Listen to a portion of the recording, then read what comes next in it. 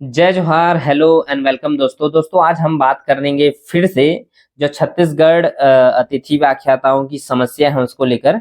तो जैसा कि इससे पहले भी मैं 2-3 वीडियो बना के आप सभी को अवगत करा चुका हूं कि छत्तीसगढ़ के अतिथि व्याख्याताओं ने क्या-क्या अपनी मांगों को सरकार के समक्ष, उच्च शिक्षा विभाग के समक्ष रखा है, जिसको लेकर उच्च शिक्षा मंत्री श्री टंकराम वर्मा जी ने एक कमेटी बनाई थी और उस कमेटी ने अपनी जांच सौंपते हुए जो कालखंड आधारित व्यवस्था थी उसको समाप्त करके एक पर पर डे का एक मुफ्त पेमेंट, जैसे कि एक दिन में 2000 मिनिमम मिलेगा कोई भी अतिथि व्याख्याता को, चाहे कितना भी क्लास ले वो, है ना। ये व्यवस्था उन्होंने ला दी है, जिसकी रिपोर्ट सौंप दी गई है 17 जुलाई को, और एक लेटर आया है जिसके बारे में हम विस्तृत डिस्कशन करेंगे। और साथ ही साथ आप जो अतिथि व्याख्याता है उनके मन में ये भी दुविधा है कि क्या उनको एक्स्ट्रा वर्क का जो लाभ है पिछले साल तक मिलता था वो मिलेगा कि नहीं, है ना। तो इसमें कोई भी क्लियरली जानकारी नहीं दी गई है और यही कहना है कि नहीं मिलेगा करके, है ना। हालांकि अगर मिलता तो उन लोगों को 50,000 पूरा पूरा मिल सकता था, लेकिन इसमें जो बोल रहे हैं कि मैक्सिमम 50,000 मिलेगा, तो जितने भी अतिथि व्याख्याता हैं आप सभी भली भांति अवगत हैं इससे कि किसी भी महीने में पूरा 25 वर्किंग डे नहीं लगता है महाविद्यालय। आप सभी अच्छे से जानते हैं, किसी महीने 19 दिन, किसी महीने 21 दिन, किसी महीने 22 दिन, मुश्किल से किसी 1 या 2 महीने में 24 दिन महाविद्यालय लगेगा एकदम प्रॉपर कार्य दिवस, तभी आपका 48,000 तक मिल पाएगा, है ना। नहीं तो आपको 44 से 46,000 तक ही हर महीने मिल पाएगा, ये जानते हैं। और जो एक्स्ट्रा वर्क अगर मिलता तो वो पहुंच जाता था कई कई कॉलेज में, है ना। इसके साथ ही जो सेशन ब्रेक देते थे दिसंबर जनवरी में, उसके कारण जो नुकसान होता था उसकी भरपाई इससे हो जाएगी, अगर, है ना। उसी मतलब उसमें एक छोटा सा लाभ मिल सकता है। और यहाँ तक कि 11 सीएल सवैतनिक अवकाश आप ले सकते हैं, ये प्रावधान भी इस रूल में आया है, जिससे जो बहुत सारे क्या बोलते हैं अतिथि व्याख्याताओं को लग रहा है कि एक प्रकार से लाभ है, और बहुत लोग इसके अपोज कर रहे हैं कि हमको एक मुश्त जो हम 57,700 डिमांड कर रहे थे वो होना चाहिए था, है ना। तो इसको लेकर भी अलग अलग विचारधाराएं हैं, अलग अलग क्या बोल सकते हैं थॉट प्रोसेस को लेकर लोग चल रहे हैं कि कुछ लोग खुश हैं, कुछ लोग ना खुश हैं, है ना। हालांकि वो जल्दी से अब ज्वाइनिंग चाह रहे हैं, क्योंकि उनका कहना था कि 1 जुलाई से 31 मई तक एक सेशन रहना चाहिए 11 महीने का। तो जो कि आप खुद जान रहे हैं कि अब ये जुलाई सेशन, आज 21 जुलाई है जब मैं ये वीडियो शूट कर रहा हूँ, तो आप सभी जान रहे हैं कि कितना जल्दी निकल रहा है। और होपफुली उम्मीद करते हैं कि जितने अतिथि व्याख्याता हैं उनको 1 अगस्त से ज्वाइनिंग दे दी जाए और 31 मई तक रखा जाए दोस्तों, है ना। तो देखते हैं, अभी सरकार का आदेश नहीं आया है, और जो एक लेटर आयुक्त जी का घूम रहा है, जिसको लेकर कुछ महाविद्यालयों में जो पूर्ववर्ती अतिथि व्याख्याताकार थे उनको आमंत्रित किया जा रहा है ना। जैसे एक बलरामपुर का लेटर देखने को मिला था हमको, है ना। दोस्तों हम आप सभी को बताना चाह रहे हैं कि जो अभी लेटर 17 जुलाई को जो आया है आयुक्त जी का, उसमें क्या-क्या चेंजेस हैं, क्या-क्या नहीं है, और कुछ पेपर आउटलेट जो संगठन अतिथि व्याख्याता मूल निवास संगठन है श्री लव वर्मा जी के द्वारा अध्यक्षता के माध्यम से जो संचालित हो रही है, उन्होंने बारे में भी हम आप सभी को जानकारी देना चाहते हैं कि उनका क्या कहना है ना, और आगे क्या रणनीति है, कैसे करना है, वो सारे बातों को हम थोड़ा डिटेल में जानने की कोशिश करते हैं। तो बने रहे हमारे साथ, मैं आप सभी को टैब के माध्यम से दिखा रहा हूँ। तो दोस्तों जैसा कि आप सभी ये न्यूज़ आउटलेट देख रहे हैं 21 जुलाई का, है ना। इसमें क्या लिखा है कि अतिथि व्याख्याता नीति 2026 का छत्तीसगढ़ मूल निवास संगठन ने किया स्वागत। इसमें 2,000 रुपये प्रतिदिन मानदेय, 11 महीने की सेवा, 11 सवैतनिक अवकाश का प्रावधान है ना। तो इसमें हम ये डिटेल को देखना चाहते हैं। पूर्व की समस्याओं का समाधान। अतिथि व्याख्याताओं ने बताया कि पूर्व में अनेक महाविद्यालयों में दिसंबर जनवरी में सेमेस्टर ब्रेक दे दिया जाता था, है ना, जो एग्ज़ाम होता था उसके कारण। तो बहुत सारे अतिथि व्याख्याताओं को क्या घर बैठना पड़ता था और उनको पैसा भी नहीं दिया जाता था, तो उससे एक फ़ायदा मिलेगा ऐसे करके बताया। उसके बाद जो उच्च शिक्षा मंत्री है जी हैं, उन्होंने आश्वासन दिया है कि कोई भी समस्या महाविद्यालय में आते हैं तो आप डायरेक्ट विभाग से संपर्क करें, हम उसका शीघ्र से समाधान करेंगे, ऐसे करके उन्होंने आश्वासन दिया। उसके बाद हम देखते हैं कि विद्यार्थियों और शिक्षा व्यवस्था को मिलेगा लाभ। तो इससे डेफिनेटली जो शिक्षा व्यवस्था है उसकी गुणवत्ता बढ़ेगी, इसको हम भी मानते हैं। उसके बाद नई नीति की प्रमुख विशेषताएं आप देख सकते हैं, यहाँ पर ये पॉइंट में लिखा हुआ है। 2000 प्रति दिन मानदेय जो अतिथि वाख्याता है उनको मिला। 11 महीने की सेवा का आश्वासन दिया गया है कि 1 जुलाई से 31 मई तक हम रखेंगे। हालांकि अभी आज 21 जुलाई आ गया है, अभी तक कोई इसमें क्या बोलते हैं ज्वाइनिंग नहीं दिया गया है ना। तो उम्मीद करते हैं कि 1 अगस्त से वो ज्वाइनिंग दिया और पूरा 31 मई तक रखें क्लियरली, है ना। पीरियड आधारित व्यवस्था समाप्त कर मासिक मानदेय में वृद्धि, इसमें 40 से 42 हज़ार मिनिमम जो अतिथि वाख्याता है उनको हर महीने मिलेगा, है ना। दैनिक वेतन भोगी की श्रेणी का लाभ मिलेगा, मतलब दैनिक वेतन भोगी की श्रेणी में वो आ गए हैं, है ना। सेवा की निरंतरता सुनिश्चित रहेगी।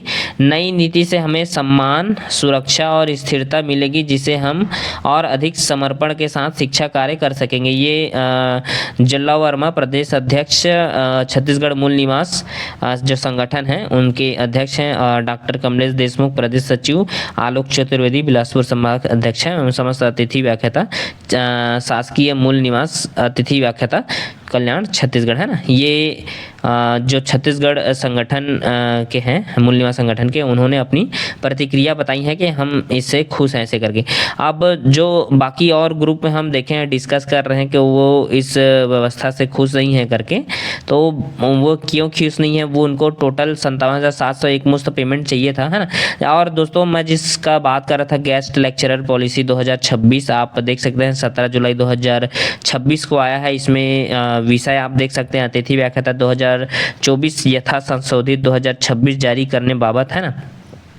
तो आप देख सकते हैं ये तापेश चंद्र गुप्ता जो कि अपर संचालक उच्च शिक्षा संचालनालय छत्तीसगढ़ है ना। तो इसमें हम बाकी हम देखते हैं जो क्या क्या संशोधन इसमें करने की बात की गई थी। तो इसमें जो कालखंड आधारित व्यवस्था थी उसको समाप्त कर दी गई है। बाकी मैं मेन पॉइंट पे आता हूँ। जैसे 5.4 एक बहुत ही बड़ा मुद्दा है। 5.4 के छत्तीसगढ़ के मूल निवासियों को इसमें लाभ दिया जाए। तो हालांकि आप पिछले टाइम भी देखे होंगे इसके ऊपर बहुत ज़्यादा विवाद हुआ था और उसके बाद फाइनली क्या कंक्लूजन निकाला गया जो आयुक्त महोदय हैं उनके द्वारा कि अदर राज्य के कैंडिडेट का और छत्तीसगढ़ के कैंडिडेट का अगर जो मेरिट पॉइंट बनता है वो टाई हो जाता है, एकदम समान रहता है, तब के कंडीशन में छत्तीसगढ़ के अतिथि व्याख्याता को इसका लाभ मिलेगा ऐसे करेगा, है ना। मतलब कैंडिडेट को लाभ मिलेगा ऐसे करके, जो कि आप सभी इसकी पॉसिबिलिटी जानते हैं कि 0% है कि अदर स्टेट का किसी एक विशेष सब्जेक्ट में समान अंक समान प्रतिशत और छत्तीसगढ़ के कैंडिडेट का समान अंक समान प्रतिशत होने की संभावना लगभग नामुमकिन है ना। तो ये तो बस नाम मात्र के लिए, इसमें क्लियरली जिसका परसेंट ज़्यादा रहेगा चाहे वो इस राज्य छत्तीसगढ़ राज्य का हो या किसी भी अदर राज्य का हो तो उसको फ़ायदा मिल जाएगा। तो इसमें कहीं इस पॉइंट को लिखने का कोई मतलब नहीं है 5.4 का कि छत्तीसगढ़ के अतिथि व्याख्याताओं को लाभ मिलेगा, क्योंकि इसमें लाभ मिल ही नहीं रहा है। और हम संगठन के लोगों को भी ये कहना चाहेंगे जो ये वीडियो के देख रहे हैं तो इसके लिए कार्य कीजिए, आगे कार्य कीजिए, अभी नहीं किए तो आगे कार्य कीजिए, है ना।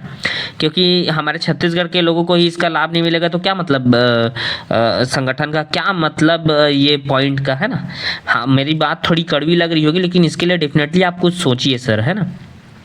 उसके बाद हम आगे बात करना चाहते हैं कि एक और मुद्दा था 9.6 जो कि आप सभी जानते हैं कि इसके तहत जो कैंडिडेट पिछले साल पढ़ाए हुए हैं उनको वापस बुलाया जाएगा, उनके जगह पर कोई वैकेंसी नहीं निकाली जाएगी। केवल वैकेंसी उनके लिए निकाली जाएगी जो कैटेगरी 4 प्लेन प्लीजी वाले आते हैं उनके लिए निकाली जाएगी, है ना।